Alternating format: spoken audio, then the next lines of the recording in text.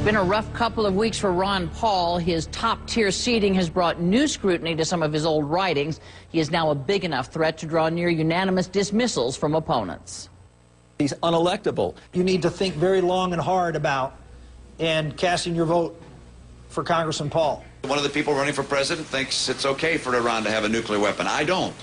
Ron Paul is not getting the nomination. Someone is so out of sync with the American people that they don't need to be the President of the United States.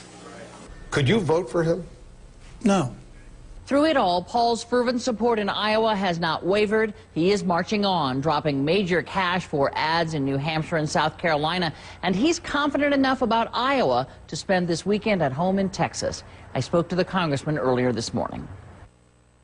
Congressman Paul, thank you so much for joining us this morning. A new Des Moines Register poll is out. It shows you in second place, very close to Mitt Romney at this point.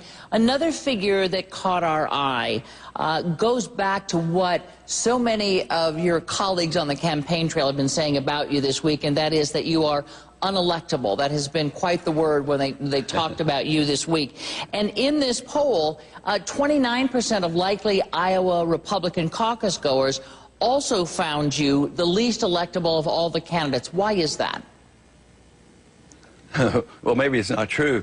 I've been pretty electable. I was elected 12 times once people got to know me in my own congressional district, so I think that might be more propaganda than anything else. So we'll wait and see. We'll know a lot more about how the election goes tomorrow. Being elected among folks that know you in a small district in Texas is somewhat of a less daunting task than across the country, and there is the feeling, and I'm sure you've heard your colleagues say, he's not electable, he's too far outside the mainstream, his views on foreign policy, et cetera, et cetera. I wanted you to respond again to that, but I want you to listen. You've been very tough on Newt Gingrich, calling him a serial hypocrite, et cetera, and he replied in kind, and I want you to take a listen to what he had to say. I think as a protest, he's a very reasonable candidate. As a potential president, a person who thinks the United States was responsible for 9/11, a person who believes, who wrote in his newsletter that the World Trade Center bombing in '93 might have been a CIA plot, a person who believes it doesn't matter if the Iranians have a nuclear weapon. I'd rather just say, you look at Ron Paul's total record of systemic avoidance of reality, and you look at his newsletters, and then you look at his ads are about as accurate as his newsletters. So, Congressman Paul, you have denounced these newsletters that he's talking about, but again, the idea that your views are outside the mainstream about 9/11 and so many other things, your reaction? Well, that's gross distortion, and you could spend a long time trying to, dispute what he's saying, but it's gross distortion. But the bigger question is why are the rallies going so well for me? Why are the crowds getting bigger and bigger? Why is it that 70% of the American people want us to get out of Afghanistan? Why do about 85% of the people want us to rein in the Federal Reserve? Why do so many, especially conservative Republicans, want us to cut back, and nobody is offering any cuts? So I would say that I'm pretty mainstream. I think the people who are attacking me now are the ones who can't defend their records, and they've been all over the place. They've been flip-flopping, and they can't defend themselves, and they're having a little trouble finding any flip-flops on me, so they have to go and dig up and distort and demagogue issues. But if you look at the real issues that count, and I wish we would concentrate on that, and that is the foreign policy, the spending, the monetary policy, the personal liberties that I talk about all the time. And under with those conditions, this is where I get the support. And not only is it with Republicans, but these views are really, really, attractive to the independents and the Democrats. So the rallies, it is true. People say, oh, well, he's going to have some independents come in. Well, that's the name of the game. You get people, you bring coalitions together. You get the frustrated progressives, you get the independents, you get the Republicans who truly want spending cuts, and all of a sudden, I'm mainstream. So they're looking for things. They're struggling, and they're demagoguing the issue. Let me ask you, you have addressed a lot of these complaints about past writings that were at least under your name, but that you said you had no knowledge of and didn't write. But there was one thing that caught my eye when I was looking through some of the briefing books, and it was something that was in the Congressional Record, that you inserted into the Congressional Record from June of 2004. And I wanted to talk to you about it. You said, contrary to the claims of the supporters of the Civil Rights Act of 1964, the act did not improve race relations or enhance freedom.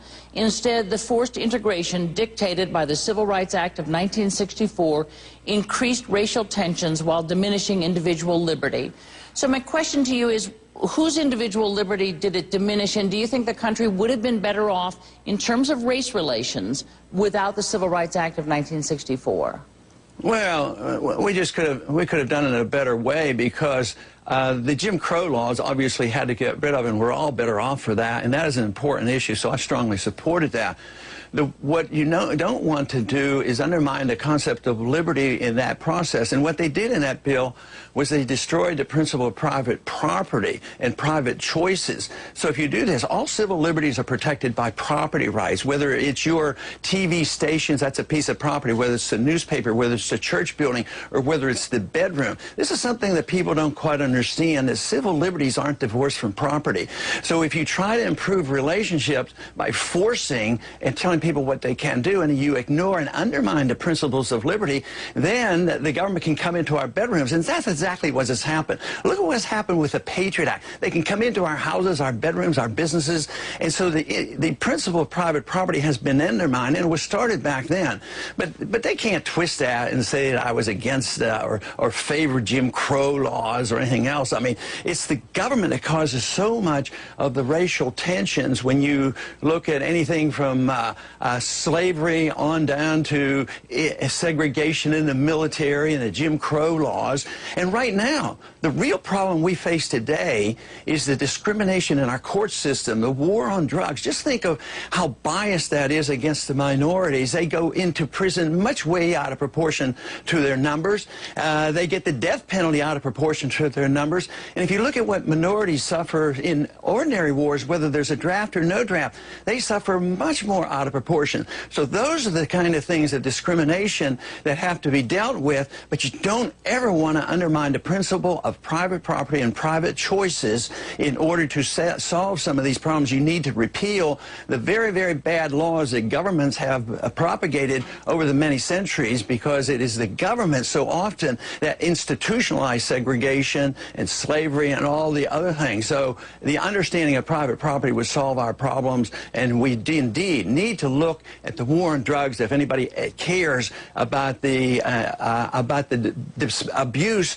of our civil liberties and the abuse of minorities in the court system. Congressman, stick with me a minute. After the break, more with Ron Paul on his Republican rivals and those never-ending rumors about a third-party bid.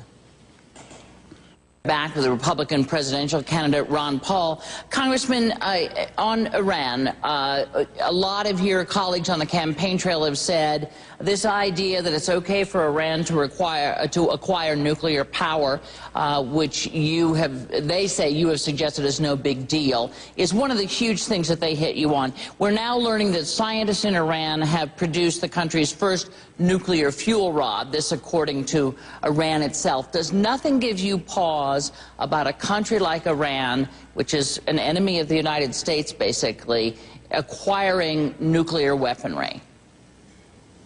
Sure it does, and those words you were trying to put in my mouth just aren't true. I'm very concerned about it. Matter of fact, I'd like to see a lot less nuclear weapons. At least Iran is in the nuclear non-proliferation treaty, so I would say that's a step, and they do have inspections. The AEIE did not find any evidence that they are on the verge of a weapon. You know, and even the head of the Mossad in Israel are saying, well, you know, even if they had a weapon, weapon. They are not an existential threat. So I think we need to get this into balance. I don't want them to have a weapon. We have to be careful. We have to contain them if they do get one. But if even Israel's top Mossad leaders are saying they would not be an existential threat, and if we said go easy, matter of fact, Meir Dagan said bombing those sites right now would be stupid.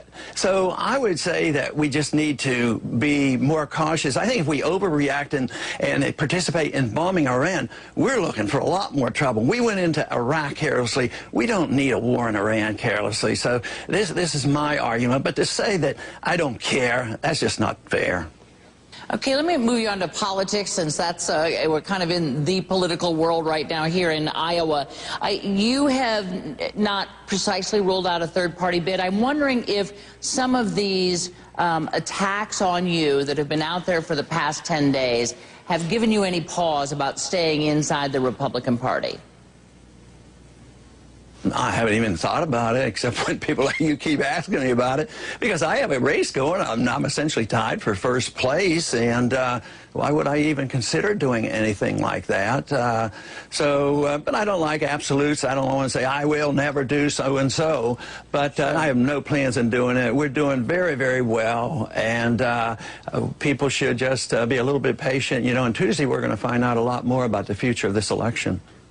And you have also said that your support of any colleague that might beat you and become the Republican nominee would depend on how close they came to your views on certain things. In particular, does that include oversight of the Fed, or what in particular are you talking about? And who comes closest, do you think, to being a candidate you could support right now should they beat you? Well, I think they all fit the status quo. None of them really challenge the foreign policy. They don't challenge the spending. Nobody has proposed any real cuts. Nobody really challenges the Federal Reserve. But I think it is going to shift. Matter of fact, they do hint at it. A few of them have said something about auditing the Fed, and others at times have hinted that maybe we ought to be a little more cautious and a little more diplomatic with our foreign policy. So I'd have to wait and see, you know, what the platform looks like. What do you make? One of the interesting things I think about the Des Moines Register poll today is that it was a 3-day poll, but if you take just the last 2 days, Rick Santorum overtakes you and goes into second place, showing that he really is gathering up some momentum. What do you think the appeal is there with Rick Santorum? Why has he suddenly become kind of the person to watch? Well, maybe it's the people who just got frustrated with the other ones and they're just shifting their views. That's one thing you can't say about my supporters. They don't shift their views. Once they join and understand what the cause of liberty is all about, what the foreign policy is all about, and the monetary policy is about, they don't leave. So the other group, they've been shifting back and forth and they're up and down, so I think it's part of that. One of the other things the poll showed is that when they talked to your supporters, 56% of them said they were definitely going. That is lower than the number of Romney supporters who said they would go, and lower than the number of Santorum supporters who said they would be going. What do you think has happened here? Because we so often say, you know, Ron Paul has the best turnout operation. He's the one that's really working on the ground, and yet just 56% of your supporters say they're definitely going. They're definitely what? They're definitely going to go caucus.